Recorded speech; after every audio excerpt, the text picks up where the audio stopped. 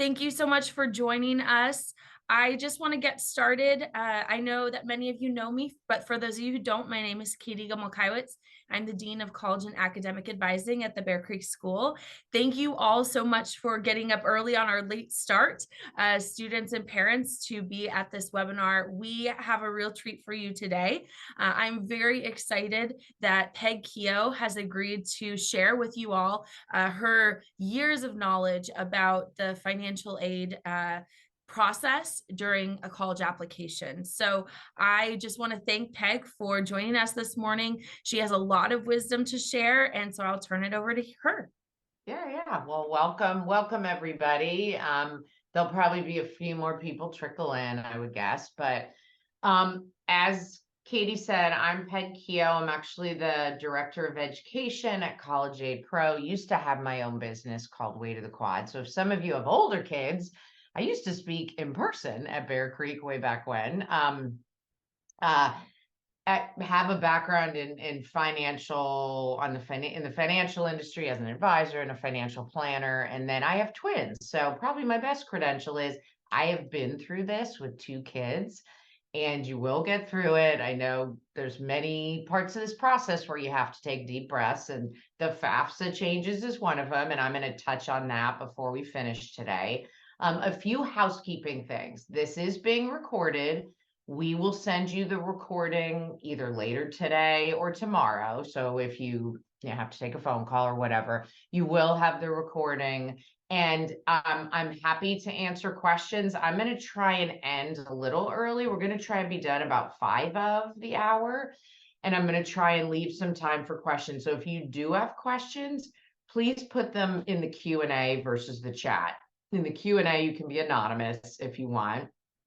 And it's just one place for me to look at the end. So let's get started. I'm going to share my screen here. All right, here we go.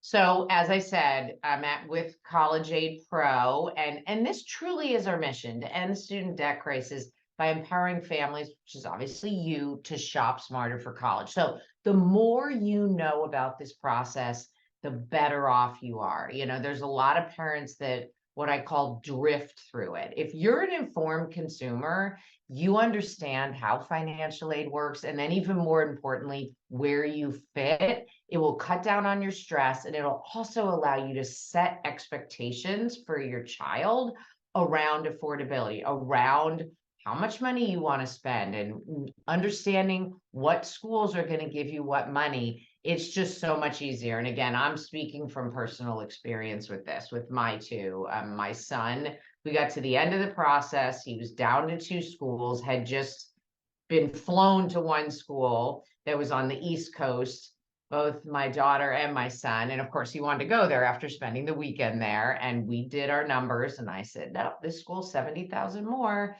And you like both of these schools? And he said, great, I'm going to go to the other school. So I didn't have all that stress because we set the expectations and we knew where we were. So kudos for being here and either learning more or starting the process wherever you are.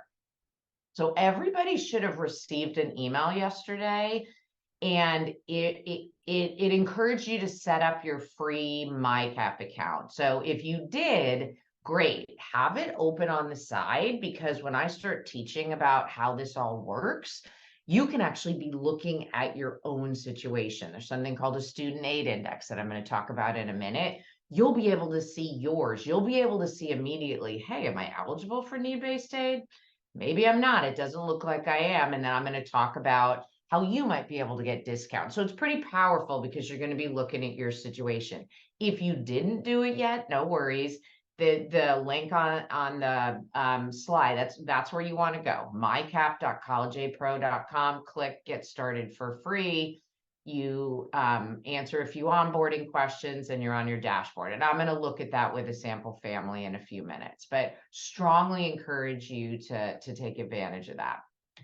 Okay, so how does financial aid work? I just mentioned how does it work and where do you fit? So we're going to hit both of these. So the biggest takeaway here is all the colleges are discounting. They're discounting their sticker price, the official name, the cost of attendance, tuition and fees, room and board, books, travel, personal expenses. As we all know, that number's been going up for decades.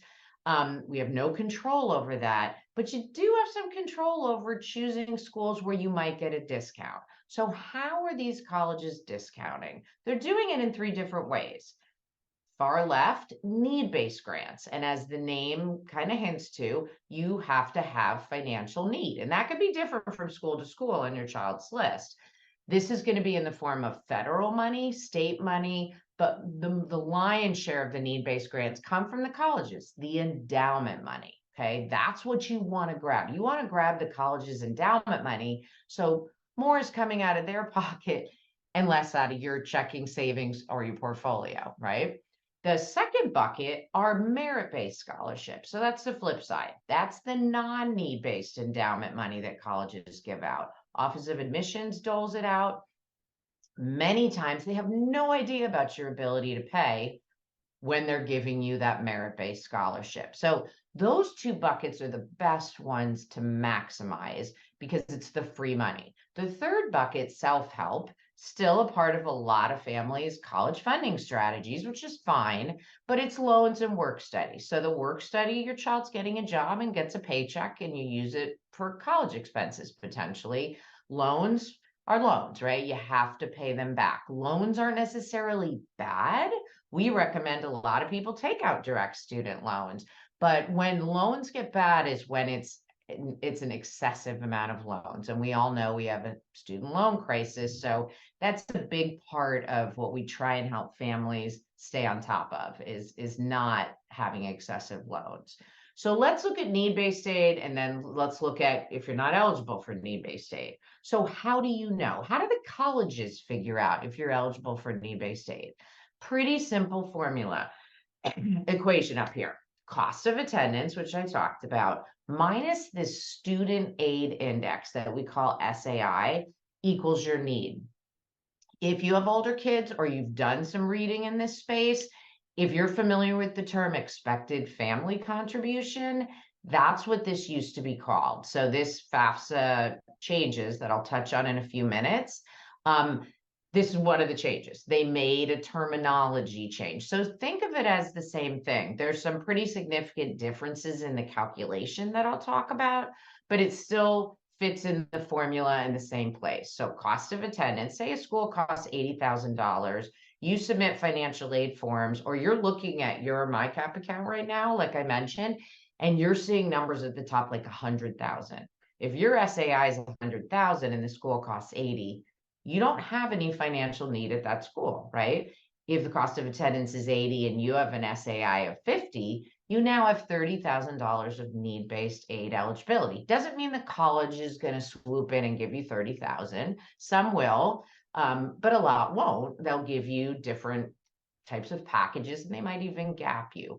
But that's how it works. So when you submit financial aid forms, that SAI gets calculated.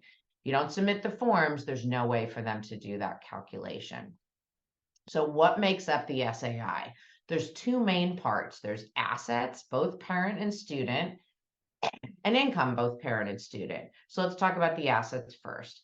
It's all of your assets except for retirement accounts. So 401ks, 403bs, IRAs, all that fun stuff. Hopefully you've been socking that away. You've got some nice big balances to prepare for retirement. That will not be part of the calculation, but everything else is on the table. So checking, savings, portfolio, stock portfolio, bond portfolio, CDs, anything like that is on the table. If you have 529s and you as the parent own that 529 and your child's the beneficiary, which is a typical way to set it up, that's an asset of yours as a parent, not the students.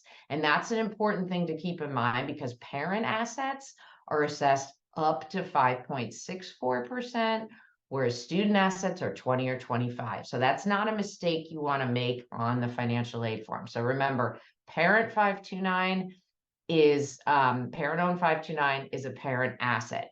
If grandma has a 529, if you have 529s for your other kids, None of that is going to be shared on the FAFSA, okay?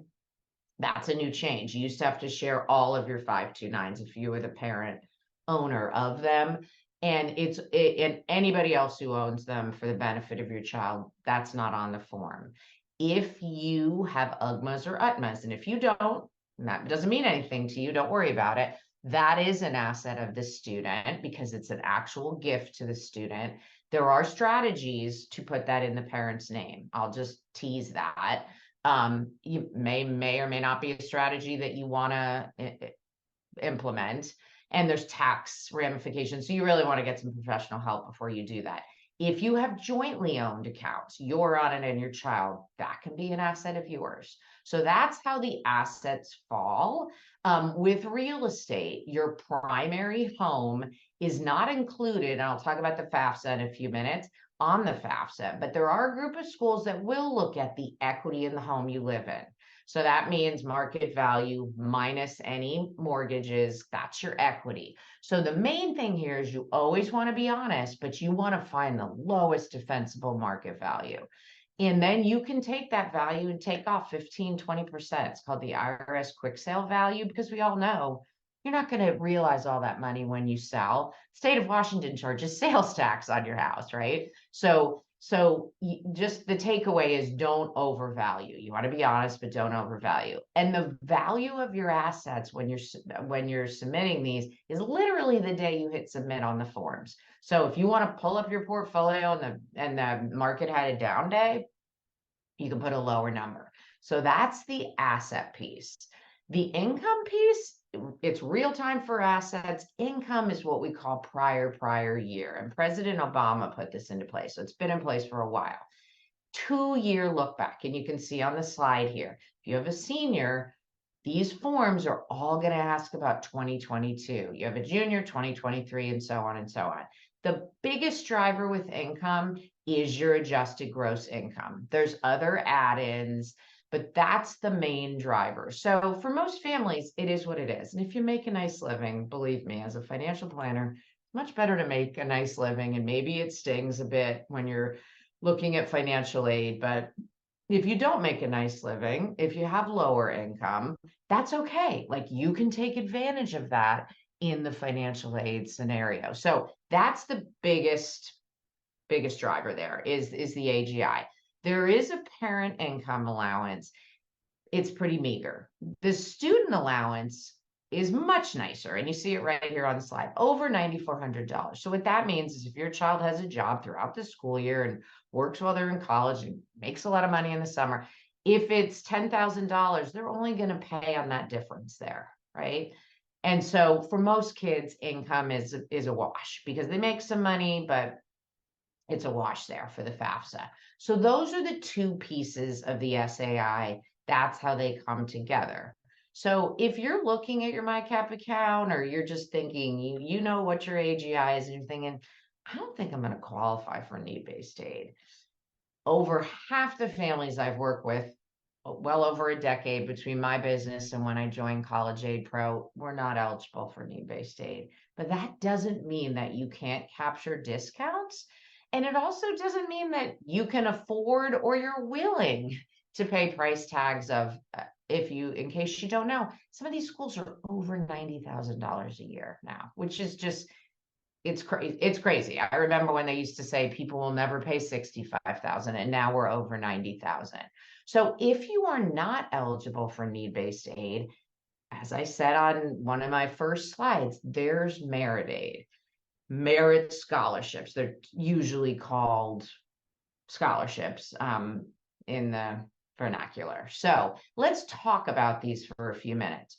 First of all, there's some schools that do not give merit awards. No kid on campus is walking around with a merit scholarship. For example, the Ivy League, Stanford. There's no student on the Stanford campus that's walking around that says, I got a merit scholarship. They don't exist. There's probably kids that got very generous need-based packages, need-based grants, but not merit scholarships. So that's a huge thing for a family to know that has a child that's interested in those type of schools. And there's a little shy of 100 of them that there's no merit. doesn't mean that that's a bad school and you shouldn't apply to it, but you should do it with your eyes wide open, knowing, hey, our SAI is too high. We're not going to get merit. They don't give need. So if we don't want to pay that full price, we got to look at private scholarships or whatever strategy you sit down as a family to talk about. That's really important for you to do.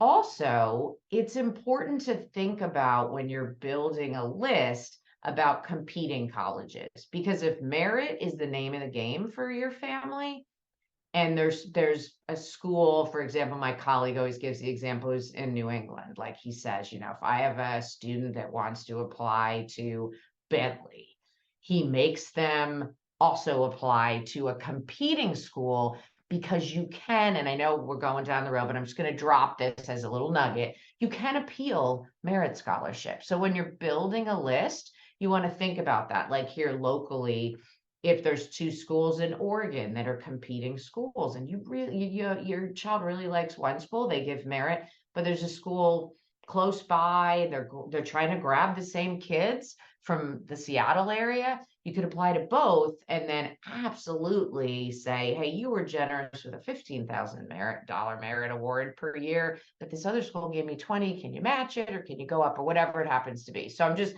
kind of dropping that as thinking about this even as you're deciding and finalizing where to apply to. The other thing I want to say is there are schools that require the FAFSA and potentially the CSS profile to be filed to be eligible for merit. So you want to be really careful before you decide not to submit financial aid forms, because you might be leaving some money on the table. And the last little piece here down here, are value schools that are great schools, but just have lower out-of-state costs of attendance. James Madison, my daughter went there, amazing school in Virginia, got a great education, went on to get her master's. She's a trauma therapist, off to the races as a really high functioning adult. And this is their current all-in cost of attendance. Also, some of these public schools have amazing honors programs. And Katie knows all about this. She's your go-to expert on knowing these honors programs that can have some nice perks. So there's just different ways to go about the affordability piece, and then also have a great academic and personal fit. And then a few quick other tidbits. I mentioned most of this with merit-based aid. The Office of Admission gives it out. The wonderful thing is it's almost always given for all 4 years, as long as the student maintains certain GPA. They just want to make sure kids are doing okay if they're getting merit. So it's wonderful for planning in your 4-year plan that I recommend you all do before you make decisions. And then, as I said, there's differing awarding methodologies. They don't all do it, they don't all offer it, and then they all have different types. And if you were going to make a generalization, the private colleges tend to be much more generous with merit or having merit. Some state schools just don't have it, but not all of them, just depends. So I want to switch gears here and just share my screen again, and I want to show you a sample family. So if you set up let me make this big so we can see it better. There we go. If you set up your MyCap account, you've seen this, and maybe you have it over there and you're looking at it. But I want to point out, we talked about SAI. So there's actually 2 different SAIs. There's a federal SAI, and this comes from the FAFSA. So when you submit the FAFSA, and I'm going to talk about that in a minute, most schools only use the FAFSA. So they're going to use this federal SAI to do cost of attendance minus SAI to figure out your need. The other SAI comes off of the CSS profile. And I would guess that most of you on this webinar, your kids have at least one school on their list that requires the CSS profile, if not many. So they're going to also calculate this second SAI called the institutional. We call it IM SAI. And you see there's a range. The reason why there's a range is because these schools look at your primary home equity, which I talked about when I was talking about the SAI calculation. So, but they don't look at it the same. Everything is different from school to school. That's just the way it works in this area. So some schools don't look at any home equity, all the way to schools that look at all or most of it. And that can really move the needle. And this is a perfect example of that. If you look at Stanford and Northwestern, they both require the CSS profile. So they're going to be in this range of SAIs. Stanford does not look at home equity. They just have that policy as a school. And you notice, look at the net cost for this family, much less than the sticker price. Whereas the net cost at Northwestern for this family is not much different, right? Western looks at a lot of the home equity. Stanford looks at zero. So this is another huge planning opportunity for families that it's hard to know this if you don't know it, right? But you could be pleasantly surprised. And when you look here, you notice all about net cost, right? The sticker price really is irrelevant because, as I said at the beginning, all these colleges are on sale. They're all discounting. So the key is for you to understand your family's discounts. Also, the CSS profile requires both parents, if you're divorced, to submit the form. And some schools don't look at the non-custodial parent. So all of that is built in here. So I strongly recommend that you get in here and set up your free account. You can put in up to 3 schools. You'll see your SAI. We also ask you how much you can afford for a year of school. We bring that into the equation. That's where you see down here, caution, ideal. We want you to start thinking about, what's this college going to cost over 4 years? What am I bringing to the table? And what's that delta? And so when we go here, that's what we do for you right here. We show you the 4-year net cost minus your budget. And then what kind of loans are we talking about? What does that mean over 10 or 25 years? We really want you to be armed with all of this information as you're building this college list so that you know, hey, these are good academic and personal fit schools. And also we've got a range of affordabilities, some not as affordable as others, but you know it, and you're not waiting till second semester senior year to realize, yikes, all these schools are going to be almost full price.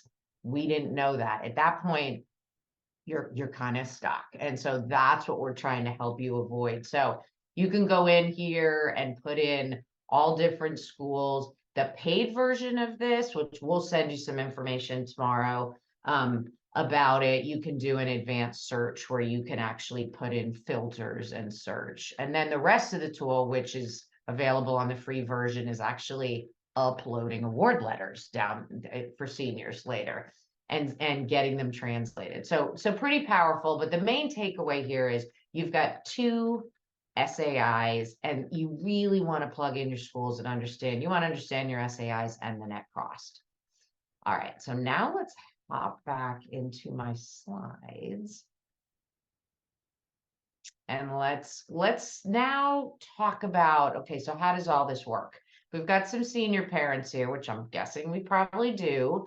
2 financial aid forms. The key thing is deadlines really matter if you're eligible for need-based aid. So you want to figure out the deadlines at all the schools. I'm sure you're all over the application deadlines.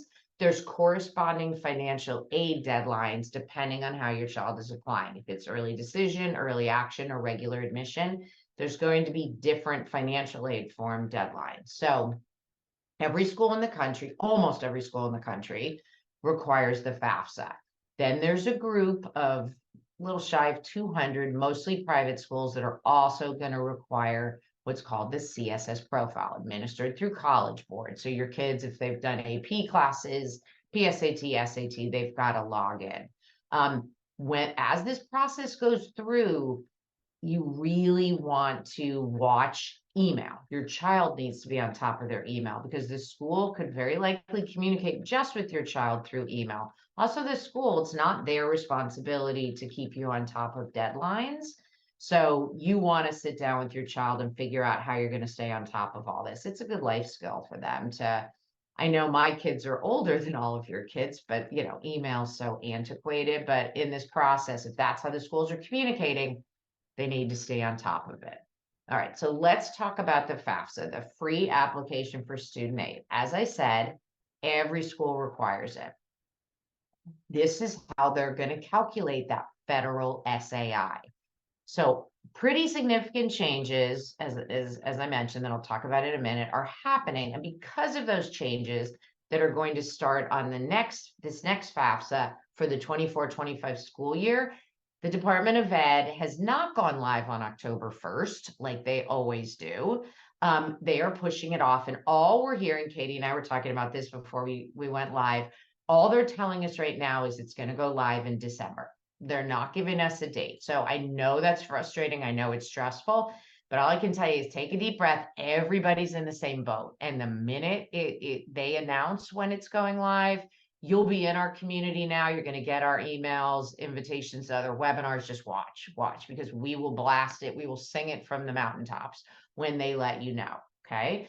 Until then, you got to hold tight. The one thing you can do is get your federal student aid ID. It's called an FSA ID for short. Your child is going to need that, and you're going to submit this FAFSA every year. So you want to get these IDs, the username and password, and then store them in a secure place with all of your other passwords. And at least one, if you're married, they're recommending both parents get it. If you're divorced, it's going to be the parent who submits the FAFSA that's going to need it. So only one parent submits the FAFSA, and that's what we call the custodial parent. And the definition of custodial parent has changed from this new legislation. So the custodial parent is the parent that provided the most financial support on a year look back from when you're submitting the forms. So there's still a bit of a gray area there. So what I will say is you need to be honest, but you want to look at your situation, because if you're pretty much 50-50, parents will say to me, well, Peg, we equally share in the financial support. That's great. Then figure out which parent is more advantageous to send the FAFSA and have that parent spend an extra $100 on the student. You're following the rules, you're being honest, and that parent will submit the FAFSA. The other parent does not submit the FAFSA. So you want to think about it. It's not necessarily the parent that's paying the child support. It might be if the child spends most of the year with you and you have a mortgage and it's the two of you in the house. Well, that mortgage is putting a roof over your child's head. That's support, right? Divide that mortgage by 2. That's part of your financial support. So you see where I'm going here. I could go on for 15 minutes about this, but it might be cut and dry for your family. It might be this person definitely provides more of the financial support and they make more.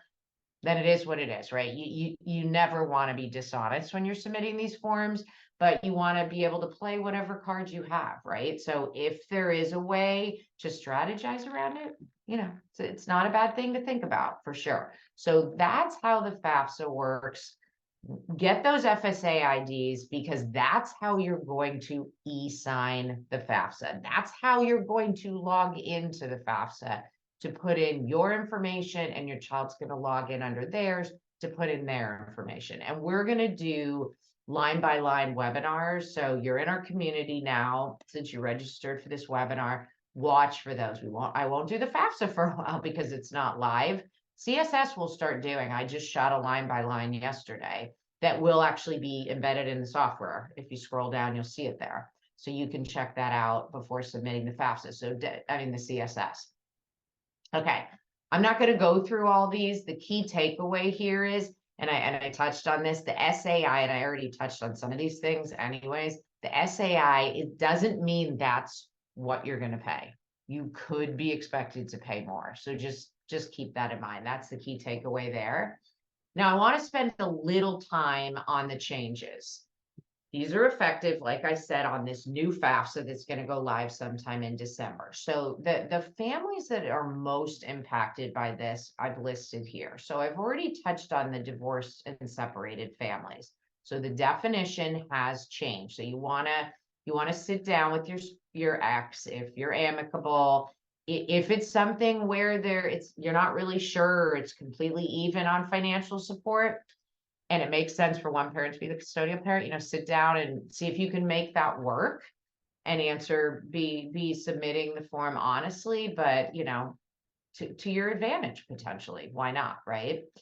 Another one of the changes, which covers 2 and 3, is that up until now, if you had 2 in school at the same time, so I had twins, so I always did, but typically, somebody has a junior and somebody has a senior. Well, you have 3 crossover years there.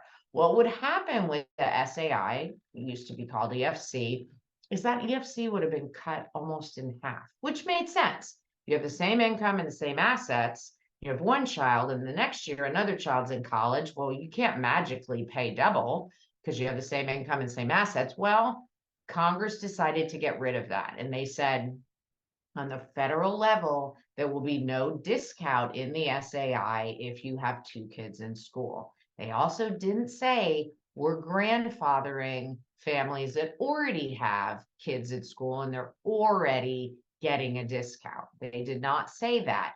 But what they did say, because I was on all of the federal student aid webinars building up to this going live, they did say that the colleges have the ability to look at a family and give those discounts if they choose to. There will be a question on the FAFSA still that says how many kids are in college. So if you have 2, mark it. Make sure you're sharing that. That's going to be another appeal item. If you get an award and it doesn't look like they took that into account, you can always reach out to them. So that's a step once you get in and you get award letters. That's a whole webinar in and of itself. So if people are blown away by this and they can't believe it. But when I heard that on that webinar, I thought, okay, there's some hope here because the colleges can do it. And if you sit in the college's chair, if you already are a student and then all of a sudden the package gets much worse, the financial aid package, that student might leave. They don't want that. They don't want to lose that revenue. They don't want their stats to get hurt, their retention stats. And they also want to attract students. If you have a senior, they want, if their competitors are doing some what we call exercising professional judgment. They're changing the SAI for their endowment money, giving out their endowment money. The other schools might be watching that. They don't want to lose students to their competitors. So you got to realize these colleges, most of them are nonprofits, but they are big business, right? So they care about that net revenue. They know they're not going to get full price from many families, and they're happy to get 50, 55,000 off of an $80,000. And they know some families, they're going to give them a lot of help, and they're happy to do that because these are kids they want on campus, right? If you are a business owner, the value of your business is now on the table. There used to be a small business exclusion if you were a family-owned business with less than 100 full-time employees. That is gone. Valuing your business, that's another conversation. I will just leave you with the tidbit that a lot of businesses, consulting businesses, for example, my business, Way to the Quad, that I was acquired by CollegeJPro. If God forbid I had been hit by a bus, there wasn't really a resale value for Way to the Quad. It was me and I was now gone. So keep that in mind if you have a business like that. But some businesses do have value. They have inventory, they have office space, they have accounts with sizable balances. So the business value is no longer excluded. So that kind of hurts some business owners. So that's part of the mix. For low-income families, they have made some wonderful changes, and this is actually my favorite part of this legislation. They've raised the Pell Grant. They've made the Pell Grant easier to get. There's 2 different ways to get it. So for the families that need help the most, they've really stepped in for them. So that's huge. So if that's you, have a big smile on your face because there's some really, really nice changes there coming in for you. Number 6, we showed. I mean, I already talked about that, only the balance, if you have 3 children and you have some nice balances in 529s, you're only going to be disclosing for the one child, which is a good change because you're saving for 3 kids. You shouldn't be docked in your SAI. Your SAI shouldn't go up for money that you're allocating for the other 2.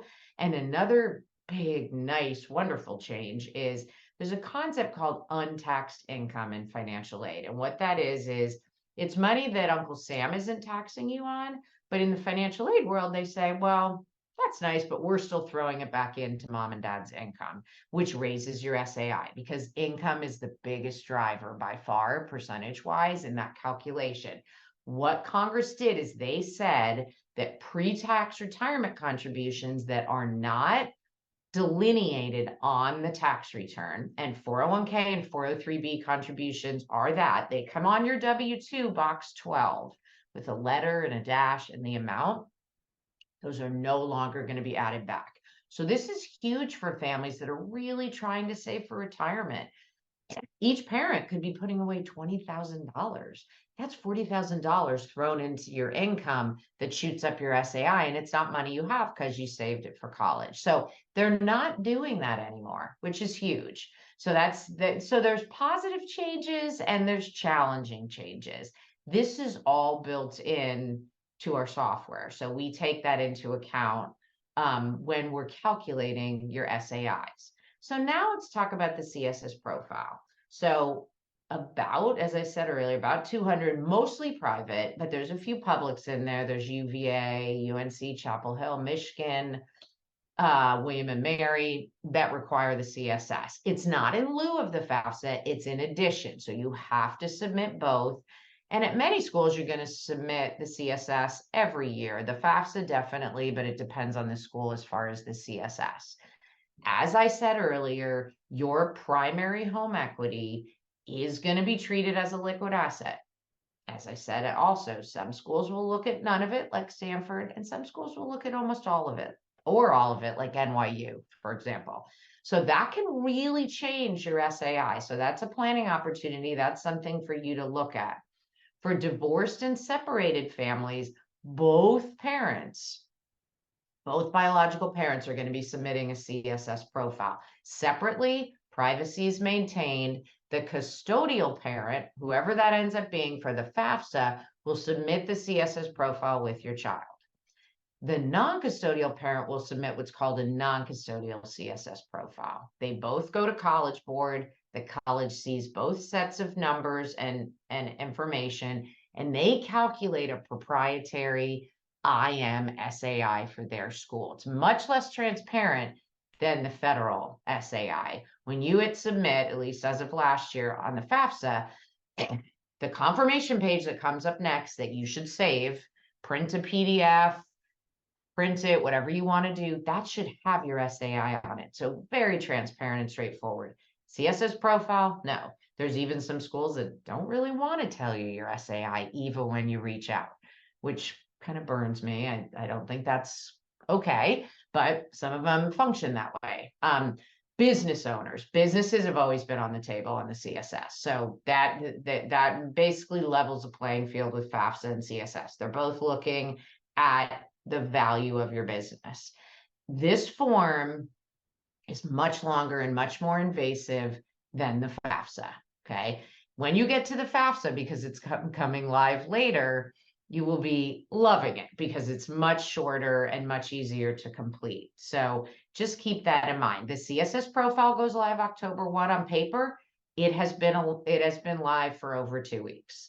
They typically go live early, and this year they went live even earlier than usual. So you can get in there, you see the URL there, you can get started on that 24-25 school year. If you have a senior, if you have a junior or sophomore and you're a real go-getter, kudos, but you can't do forms yet, right? It's too early. You can't do that until a year from now. But if you have a senior, good to get in there. Deadlines are coming up for some early action schools and early decision for sure. So schools that require the CSS, you're not going to be able to submit the FAFSA. So they're going to go off the CSS. So as I said earlier, those deadlines are super important. A couple just quick things on the CSS, and I encourage you, you can go into your MyCap. They will upload my YouTube soon. I just finished it yesterday, and she's my staff is converting it. But key thing here is there's a lot of not required questions. We encourage you, not required, don't answer it. You're not lying, just don't answer it. These colleges are going to ask for your tax returns and your W-2s. You're going to have to securely upload those. They are going to go through all of this with a fine-tooth comb if you answer those questions or not. So you're not trying to hide anything. Makes it easier for you to get through it, less chance of making an error. If it's not required, then don't answer it. The other thing is there's a question on there, and every parent has this question, and it makes sense. It says, how much can your parent contribute for this school year? You need to be really careful how you answer this question.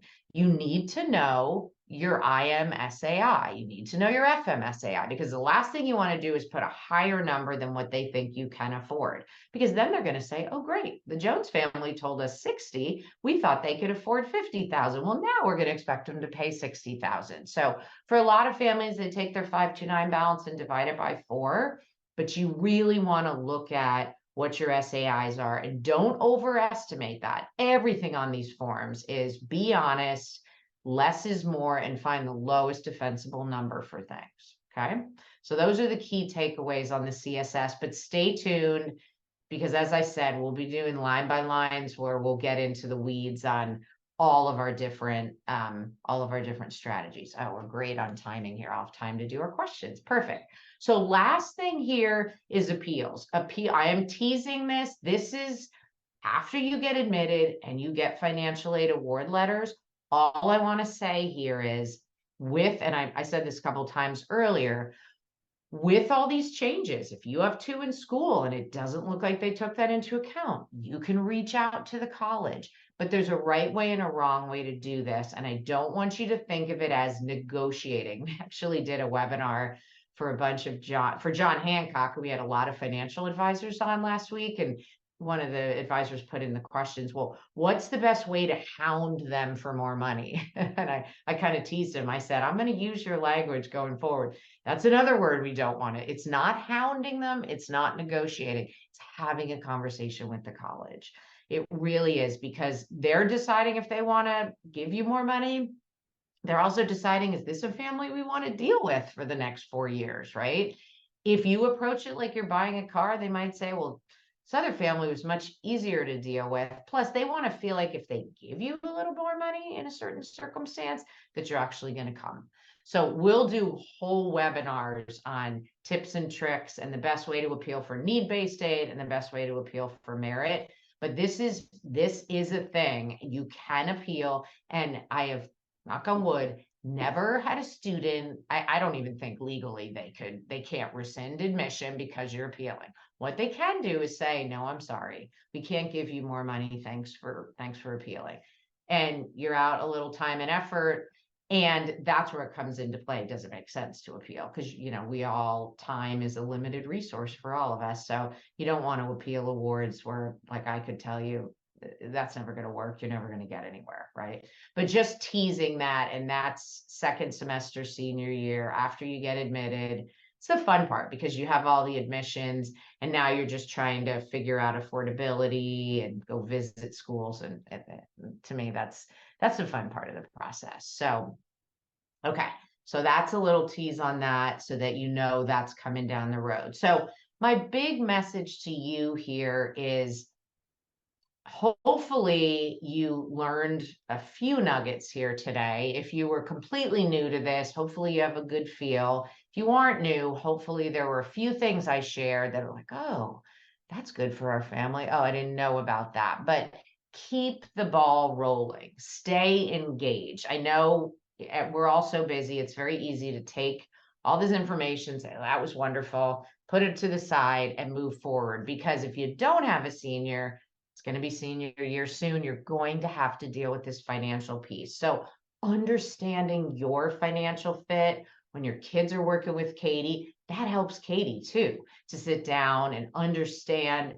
So you're not building a list with a bunch of schools that are a great academic and personal fit, but they're not really in your price point. And you can never know exactly what a college is going to give you. So if anybody ever tells you they're going to tell you that, I would run, right? Because there's so much subjectivity to the admissions piece, as well as building packages, but you can be very knowledgeable in this. So my advice to you is to keep the ball rolling. We have ways we can support you. We have lots of free resources, the software. We have office hours every other Monday. Our website is chock full of vlogs and blogs. And we also have a YouTube channel.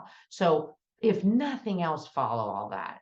and get engaged in the software, put in your 3 schools and see where you're going. We can support in other ways.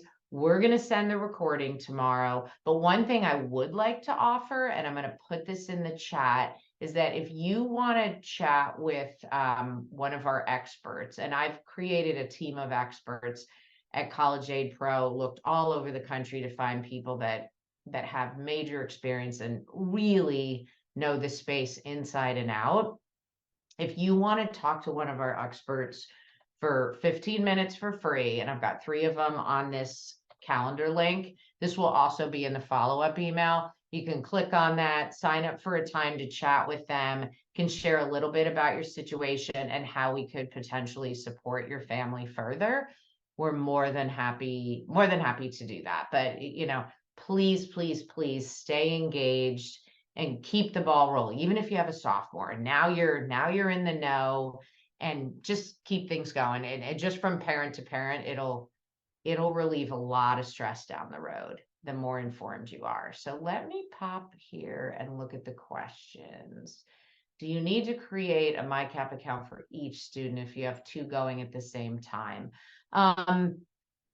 You don't need to. The big difference is when you go in there is you're going to put in grades and test scores. And basically we have a merit here. I'll share this again, just so I didn't get into the weeds on this. But if you go into a given school, like if we go into Chapman here, we basically project that net cost, like I showed you, but we also have merit scholarship database in here. So for this student, we didn't project merits based on whatever grades and test scores I put in for my sample family. Sometimes we'll project it if it's likely, but it doesn't really matter because you have all this at your fingertips, right? So the only difference if you create one account is if your kids have dramatically different SATs, ACTs, and GPAs. Then you might want to create 2. And you can create 2 free accounts if you want, just to test it out. You just will use a different email address. So you don't have to. Your finances are obviously the same for each one of your kids. So I would think the SAI, unless you have one child that has a trust fund and another one that doesn't, which you probably don't, your SAI should be pretty similar. But as far as merit, that's where it could differ. So, okay. Are there any exceptions when evaluating assets for a recent home sale in between primary residence? So great question. I had an example a while back where I had a family and they were sitting on a bunch of money because they had just sold their home, but they were building a home, or I forget, but they were going to sock all that money away into a new home. And so what I had them do is I had them share on appeal some documentation to say, hey, here's proof that this $500,000 or whatever it was a sizable amount of money, is going to be spent. So they disclosed it, but then they said, hey, can you please take this out? This is that conversation that you have with colleges, and they exercise the professional judgment. They go in and change that asset number, and then that can lower your SAI. So that's what I would say. And when it comes to appealing, I always tell people it's good to cast a wide net as far as schools, because you'll see some schools that will listen to your appeal and say, yeah, we get it, and they take it into account. Some that will give you, they'll throw you a bone, they'll do a little, and other ones that say, thanks for checking in, but no. So if you have similar schools and you appeal to all of them, you'll be surprised that you won't necessarily get the same answer. So I would recommend doing that as far as building your list. Like I have an example of a family that had a bunch of home equity, very little assets, very little income. Mom had been given the home by her mother, so grandma of the student. And I had the student reach out to these schools and let them know, guided them on an appeal. And some schools took it into account and completely took that out to a school that said, nope, your package hasn't changed at all. So it was really wonderful to see the schools that really came to the table. And because the student had different options, it wasn't just one school.